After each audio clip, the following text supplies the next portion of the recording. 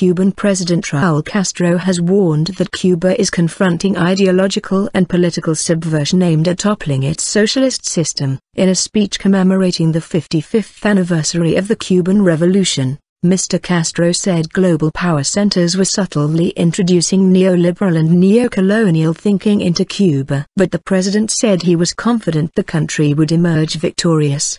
He was speaking in Santiago, where his brother Fidel declared victory in 1959. Fidel Castro and his 9,000-strong guerrilla army overthrew US-backed ruler Fulgencio Batista on 1 January 1959. Fidel Castro went on to lead the country for almost 5 decades, handing power over to Raul in July 2006 when he became seriously ill. Raul Castro led the commemorative anniversary gala at Cespedes Park in Cuba's second-largest city, Santiago, the same spot from where his brother told his supporters in 1959 that the overthrow of Fulgencio Batista had been successful. It's been 55 years of constant struggle against the plans of 11 U.S. administrations, that with varying hostility, have not stopped in their goal to change the economic and social regime brought about by the revolution, he said. Cuba has long blamed the U.S. and the trade embargo it has been enforcing since 1960 for the island's economic woes,